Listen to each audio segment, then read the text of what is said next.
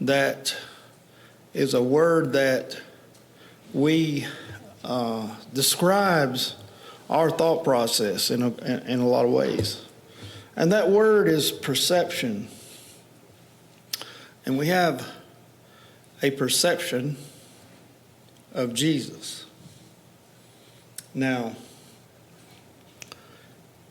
I think it's easy for us to realize from studying the Bible even to the point that we know that Jesus was there in the beginning with God, and he was God. The Bible talks about Jesus being referred to as the Word.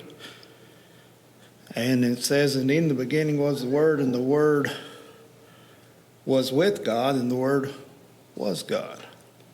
So we have a perception of Jesus there, that Jesus is God. We understand that. And then we get to thinking about Jesus coming to this earth and living as a man. What is our perception of that? Can we see that Jesus is both deity, God in the flesh, both God and man? What is our perception of that? One of the things that I can relate to as a man is someone saying to me, if this be so, prove it. Now, if you have any, I don't know what the word is, competitive spirit about you, and someone tells you to prove something, if this be so, prove it, and you know that it's right, what are you going to do? If you get the opportunity, you're going to prove the point that's right, that you're right about something. Do you know Jesus was tempted with that very thing? And you know how easy or how strong of a desire that we have as human beings to prove that we're right. While on the cross, Jesus faced that. So how is our perception of Jesus this morning? Do we perceive him as God, as we should? Or can we get down to the level that he was man upon this earth and he faced the same problems and the same frustrations and the same temptations that we did? We look at Matthew chapter 27 and beginning verse 41. And this was part of the agony on the cross. Now think about this. First in verse 40. Let's go back to verse 40.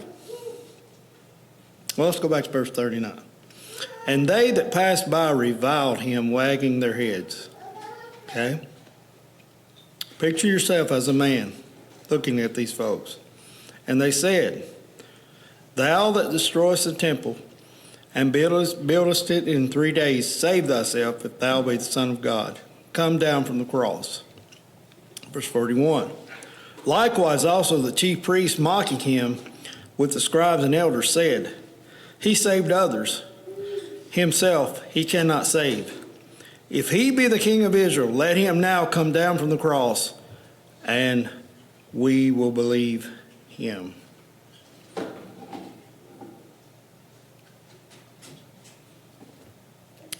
He trusted in God. Let him deliver him now, if he will have him. For he said, I am the Son of God. Not only the agony of the cross was so miserable, we can't even think about the misery that Jesus experienced. But the very point that he had to sit there and listen to them, tell him, if you are who you say you are, save yourself. Temple was destroyed, you built it back in 3 days, now you can't even bring yourself down from the cross. How's our perception of Jesus? What would we have done in that situation?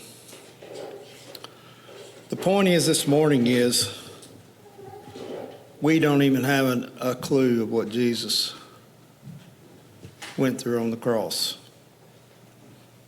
We have a perception of it, but we didn't go through it. And he did it for us.